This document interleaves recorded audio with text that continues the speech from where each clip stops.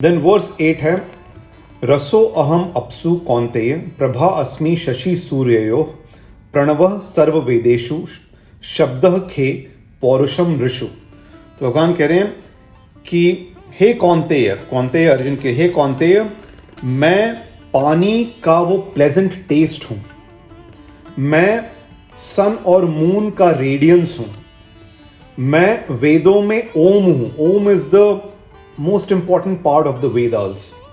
मैं स्पेस में एंट्रोपी या साउंड हूं, मैं I am the manliness in men. So he is using all of these words to describe himself and keep hearing. Verse 9 है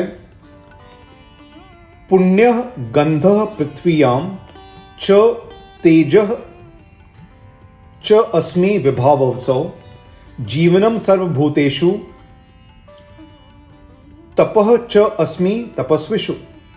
तो भगवान कह रहे हैं कि मैं धरती का फ्रेग्रेंस हूं, मैं फायर का तेज हूं, उसका रेडियंस हूं, उसका ब्रिलियंस हूं, मैं सब जीवों में लाइफ हूं, और मैं एसेटिक्स की ऑस्टेरिटी हूं, उनका रिनंसिएशन हूं, मैं तपस्वियों का तप हूं।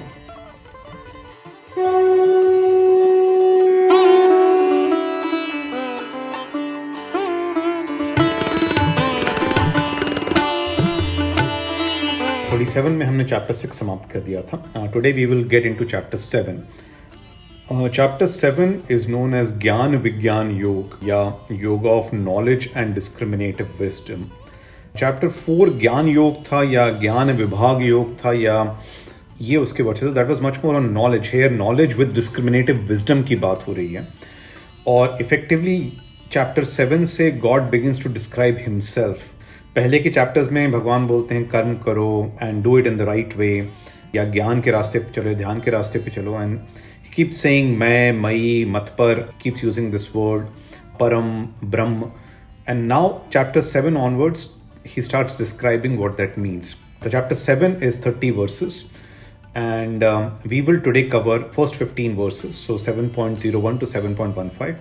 पहले इसका literal translation करते हैं, and then we will come back to talking about some interesting things. So starting off chapter 7 with verse 7.01. Shri भगवान उवाच मयि आसक्त मनः पार्थ योगम युञ्जन मदाश्रय असंशयम समग्रम माम यथा ज्ञास्यसि तत्शृणु। तो भगवान कह रहे हैं कि हे पार्थ, अपना मन मुझ में सख्त करके या मुझसे अटैच करके और मेरी शरण में आकर और योग के रास्ते पे चलते हुए अब ये सुनो कि किस तरह से तुम मुझे बिना किसी डाउट के इन टोटलिटी, इन कंप्लीशन जानोगे और समझ सकोगे। So here how will you realise me beyond all doubts in full completion without anything else remaining. तो ये भगवान कह रहे हैं इन वर्स 1। देन वर्स 2 है ज्ञानम ते अहम सविज्ञानम इदम वक्ष्यामि अशेषतः यत् ज्ञात्वा न इह भूयः अन्यत् ज्ञातव्यम अवशिष्यते। तो भगवान कह रहे हैं कि अब मैं तुम्हें विदाउट ओमिशन, बिना कुछ बचे हुए, इस ज्ञान को विज्ञान के साथ बताता हूँ। I will now tell you this wisdom along with discrimination in totality without any omission. और इसको जानने के बाद ऐसा कुछ भी नहीं होगा इस वर्ल्ड में जो तुम्हारे लिए अननोन रहेगा या तुम्हारे लिए फिर भी जानने के लिए बचा रहेगा। So this is in some ways the complete truth. So that is verse 2। Then verse 3 is मनुष्याणाम सहस्रेषु कश्चित यतति सिद्धय यतताम अपि सिद्धानाम कश्चित माम वेत्ति तत्वतः। तो हजारों मनुष्यों में कोई एक सिद्धि या परफेक्शन के लिए स्ट्राइव करता है, और इस तरह से स्ट्राइव करने वालों में से भी, सिद्धि के लिए या परफेक्शन के लिए स्ट्राइव करने वालों में से भी कोई एक मुझे एसेंस, मेरे एसेंस को समझता है, perceives me in essence. And by the way भगवान इसमें ये नहीं कह रहे हैं कि you know the percentage of success is going to be very very small. भगवान कह रहे हैं कि वो इस रास्ते पर उस लेवल का स्ट्राइव करना और उस लेवल का यत्न करना कम लोग ही करते हैं, to know me in essence and know me fully. So it is not about that you cannot attain him, but there are very few who go the full length to attain him. Therefore, there is one Christ and one Guru Nanak and one Bhagwan Buddha, right? It is not an easy path. It requires effort and it requires continuous striving. That's what is being said. ऐसा नहीं है कि भगवान ने limit किया हुआ है कि भाई इतने परसेंटेज ही आपको रियलाइज कर सकते हैं. There's nothing of that sort. Then verse 4 है भूमि आपः अनलः वायु खम मनो बुद्धि एव च अहंकार इति इयम में भिन्ना प्रकृति अष्टधा. तो भगवान कह रहे हैं कि भूमि, पानी, अग्नि, हवा, स्पेस, मन, बुद्धि, अहंकार, ये मेरे 8 डिफरेंट नेचर्स हैं. So earth, water, fire, air, space, ये 5 physical manifestations. And mind, reason या नॉलेज एंड ईगोइज्म, अहंकार, ये मेरे 8 फोल्ड डिविजन्स हैं. 8 फोल्ड मेरे एलिमेंट्स ऑफ नेचर हैं. अगेन ये 8 फोल्ड है कि नहीं है आई डोंट नो, बट भगवान इसमें दिखा रहे हैं कि जो असत है, नॉन लिविंग है, वो भी मेरा है पार्ट. जो मैनिफेस्टेशंस ऑफ परसेप्शन है, माइंड, रीजन, वो भी मेरा है. अच्छा और बुरा दोनों मेरा है. मतलब अगर अच्छाई मेरी है तो ईगोइज्म यानी अहंकार भी मुझसे ही ओरिजिनेट करता है. Everything originates from me, even the good. But if the good originates from me, even the bad originates from me. I have created them. So that is what is being said in these verses. God cannot say that bad did not originate from me. He's created both the good and bad. And that's what he's saying. Then verse 5 है अपरा इयम इतः तु अनन्याम प्रकृतिम विधि में पराम जीव भूताम महाबाहो यया इदम धार्यते जगत. तो भगवान कह रहे हैं कि इस मेरी प्रकृति, इस मेरे नेचर से डिफरेंट एक दूसरी प्रकृति को भी समझो, दूसरे नेचर को भी समझो हे अर्जुन, जो इससे सुपीरियर है, इससे परम है, इससे बड़ी है. और वो है सभी जीवों का life element. The life element of all living beings is also me. I am the life in all living beings. और उससे ही ये पूरा जो लाइफ है वो इस दुनिया में चल रहा है. सो that is also me. So I am the non-living, the feelings, the emotions, the esoteric. I'm also the living. Everything is me, and I'm the good and the bad. So that is verse 5. Then verse 6 है एतत् योनिनी भूतानि सर्वाणि इति उपधारय अहम कृत्सन्नस्य जगतः प्रभवः प्रलय तथा. तो भगवान कह रहे हैं कि ये समझो कि मेरे ये जो डिफरेंट प्रकृतिज है, डिफरेंट नेचर्स हैं, ये हर एक इस पूरे कॉस्मोस का वूम्ब है, ओरिजिन है ऑफ दिस एंटायर कॉस्मोस. मैं पूरे जगत का प्रभव हूं और प्रलय हूं. I am the progenitor and the dissolver of the entire cosmos, both living and non living, of everything. I am the progenitor and I am the dissolver of everything. Right. So that is verse 6. This is his creation. Then verse 7 है मतः परतरम न अन्यत् किंचित अस्ति धनंजय मयि सर्वम इदम प्रोतम सूत्रे मणिगणा इव. तो भगवान कह रहे हैं कि हे धनंजय अर्जुन के लिए, हे अर्जुन, मुझसे बियॉन्ड कुछ नहीं है. There is nothing beyond me और हायर देन मी. सारे जो यहाँ पर हैं वो मुझसे इस तरह से जुड़े हुए हैं जैसे like a row of gems on a thread. एक सूत्र में जिस तरह से मणि जड़े रहते हैं, एक धागे में जिस तरह से मणि जड़े रहते हैं, इस तरह से everything is attached to me, everything is a part of me, everything is a manifestation of me. So that is verse 7. Then verse 8 है रसो अहम अप्सु कौन्तेय प्रभा अस्मि शशि सूर्ययोः प्रणवः सर्व वेदेषु शब्दः खे पौरुषम ऋषु. तो भगवान कह रहे हैं कि हे कौन्तेय अर्जुन के, हे कौन्तेय, मैं पानी का वो प्लेजेंट टेस्ट हूं. मैं सन और मून का रेडियंस हूं. मैं वेदों में ओम हूं. Om is the most important part of the Vedas. मैं स्पेस में एंट्रोपी या साउंड हूं. I am the manliness in men. So he is using all of these words to describe himself. and keep hearing. Verse 9 है पुण्यः गंधः पृथ्व्यां च तेजः च अस्मि विभावसौ जीवनम सर्वभूतेषु तपः च अस्मि तपस्विषु। तो भगवान कह रहे हैं कि मैं धरती का फ्रेग्रेंस हूं, मैं फायर का तेज हूं, उसका रेडियंस हूं, उसका ब्रिलियंस हूं, मैं सब जीवों में लाइफ हूं, और मैं एसेटिक्स की ऑस्टेरिटी हूं, उनका रिनंसिएशन हूं, मैं तपस्वियों का तप हूं, मैं एफर्ट स्ट्राइवर्स का स्ट्राइव जो कर रहे हैं, दैट स्ट्राइव इज मी।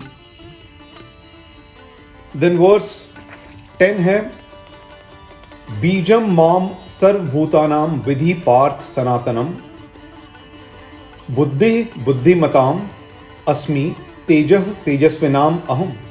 तो भगवान कह रहे हैं कि हे पार्थ, मुझे जानो उस सभी जीवों के बीज के रूप में, उस eternal, I am the eternal seed of all creatures, know me to be the eternal seed of all creatures. फिर वो कह रहे हैं कि मैं I am the understanding, I am the rational discrimination of the knowledgeable, बुद्धिमानों का कि मैं बुद्धि हूं, और मैं एक्सेलेंस हूं एक्सेलेंट का, रेडियंस हूं रेडियंट का, तेज हूं तेजस्वियों का। So that is what he is saying. Then verse 11 है बलम बलवताम अस्मि काम राग विवर्जितम धर्म अविरुद्ध भूतेषु कामो अस्मि भरतर्षभ। तो वो बोल रहे हैं कि हे भरतर्षभ, भरतर्षभ यानी अर्जुन, हे भरतर्षभ, मैं बलवानों का बल हूं, I am the strength of the strong, but that strength which is derive which is devoid of desire and passion. वो बल हूं मैं बलवानों का जिसमें काम और राग नहीं है, अटैचमेंट एंड डिजायर नहीं है, और मैं वो काम भी हूं, मैं वो डिजायर भी हूं जो धर्म, जो राइटियस बैटल के लिए सही है, जो धर्म विरुद्ध नहीं है। I am even that desire. So God is always, God cannot lay claim only to the good. He is also saying I lay claim to the not good. और ये अगले वर्स में वो और क्लियर करते हैं। So he says verse 12 में ये च एव सात्विका भावा राजसः तामसः च ये मतः एव इति तान विधि न तु अहम तेषु ते मयि। तो भगवान कह रहे हैं कि समझो मुझे सत्व, रजस और तमस के सारे मैनिफेस्टेशन की तरह। आई am the manifestations of all the good, of all the passion end of all the ignorance. सत्व है गुड, रजस है पैशन, एक्टिविटी, एंड तमस है ignorant, evil. I manifest my self in all of these. ये समझो, no this, कि ये सब मुझ में है, but I am not in them. So I think it's important to understand that anything in this universe cannot exist unless it is a manifestation of God, because He's created everything, right? So He's saying that, and He's also saying that they are my manifestations, but I am not affected by them. I am not. God is on the dance floor as well as on the balcony, and that is what He's saying in verse 12. Bye the वे, ये तीन गुण जो हैं, रजस, तमस और सत्व, ये बार बार त्रिगुण की तरह गीता में आता है। जब भी त्रिगुण की बात हो, remember it's reflecting to the good, the passion, और the right, the passion and the ignorant. Verse 13 है त्रिभिः गुणमये भावे एभि सर्वम इदम जगत मोहित न अभिजानाति माम एभ्यः परम अव्ययम। तो भगवान कह रहे हैं कि ये जो दुनिया है ये मुझे समझती नहीं है as the unchangeable, immutable, beyond all of this, क्योंकि सभी के सभी ये तीन गुण जो है मेरे, इनसे डिल्यूडेड है, इनकी माया से वो भ्रमित हैं। They are deluded by the inherent qualities of these three natures of mind, and therefore they can not see and understand. So this is verse 13. Now, don't ask me why has God created this Maya. He has just chosen to do that. This is what it is. Then verse 14 है, दैवी ही एषा गुणमयी माम माया दुर्तयया माम एव ये प्रपद्यन्ते मायाम एताम तरंती ते। तो भगवान कह रहे हैं कि ये सही है कि इस माया के गुणों से, जो माया के जो गुण हैं और इस डिवाइन माया के जो गुण हैं, उससे बाहर जाना डिफिकल्ट है. It is indeed difficult to go beyond the influence of my divine cosmic hypnosis और ऑफ माया. तो God is also saying कि I understand that it's a tough path and there is so much distraction and there's so much delusion. फिर भी वो कहते हैं कि लेकिन जो मुझको जो पाना चाहते, जो मुझको अप्रोच करते हैं, those who reach unto me, they are able to cross this illusion. जो मुझको पाने की कोशिश करते हैं वो इस माया को तर लेते हैं. They are able to cross over this illusion. That is verse 14. And verse 15 है न माम दुष्कृतिनः मूढ़ा प्रपद्यन्ते नराधमः मायया अपहृत ज्ञाना आसुरम भावम आश्रिता. तो जो दुष्कर्म करने वाले हैं, जो मूढ़ हैं, जो मूर्ख हैं, जो वो अच्छे मनुष्य नहीं हैं, वो मुझको नहीं अप्रोच करते, मेरे रास्ते पे नहीं आना चाहते हैं, और इल्यूजन से, माया से जिनका ज्ञान अपहृत है, मतलब whose intellect, whose rational discrimination, whose reason is deluded by Maya, वो फिर असुरों के भाव में आचरित रहते हैं. मतलब they basically end up having the form and the nature of demons and of the wrongdoers. So they end up doing evil in this world. So that is verse 15. तो ये तो literal translation है, and as you can see in these verses, God has started describing himself. तो first of all, the question is, why is it important to know who God is, right? भगवान ने तो बता दिया कि कर्म करो. The problem is कि कर्म करना जो है वो उसका फोकस राइटियस बैटल है. ठीक है, दुर्योधन भी कर्म कर रहा था, but he was not doing the righteous battle. Arjun was doing the righteous battle. So how do you know what is the righteous battle? और हम लोगों ने बार बार कहा है कि बुद्धि के साथ कर्म होना चाहिए, rational. How do you know what is rational discrimination? So some way to understand what is right and what is wrong is also important, and in some ways God has begun describing that, and he starts to describe himself, right? जब अपने को describe करते हैं तो यहाँ पर वो अपने को डिस्क्राइब करने में he starts off, वो बेसिकली हर तरह से अपने को वो कह रहे हैं कि मैं फिजिकल जो अनलिविंग चीजें हैं वो भी मैं हूँ. I am also the energy, मैं एंट्रोपी भी हूँ स्पेस का. I am the radiance and the fragrance and the self discipline and the excellence and the brilliance, वो सब भी मैं हूँ. I am also the strength and the rational discrimination. I am both good and evil, सात्विक, राजसिक, तामसिक, सब मैं हूं. By the way, I am also the best of the best of the best. Om, वेदों में Om is the best of the best of the best. And I am the life in all beings and the source of life. I am the creator and the destroyer. तो भगवान यहाँ पे describe करना शुरू कर रहे हैं कि एक तो पहली बात, everything is my manifestation. That is important, right? And both living and non-living are my creation. I am the creator and destroyer of all of these. And by the way, जो भाव हैं वो भी सब मुझसे हैं, excellence, strength वगैरह वगैरह, right? And then he begins to describe कि इनमें से भी जो best of the best है, जो अच्छाई है, वो भी मैं हूँ, right? And while everything is his manifestation, he is then saying that the best of the best of the best is possibly the right way of thinking about me, right? Ignorance या रजस भी मेरे manifestation है, but सत्व मेरा manifestation है. The good is my manifestation also, and that is a more desirable objective for you. So begin to think about these. I think it is important to reflect on who is God, right? God could be the physical form, could be the unmanifested form, could be eternal peace or bliss, could be excellence in work, could be attaining true knowledge, could be the best of the best, could be the energy, the radiance. There are multiple definitions. और मेरा ये मानना है कि आप जो भी चुनते हैं गॉड, वो आपका राइटफुल बैटल भी हो जाता है. So that's the way to think about this. I'll stop here. Thank you.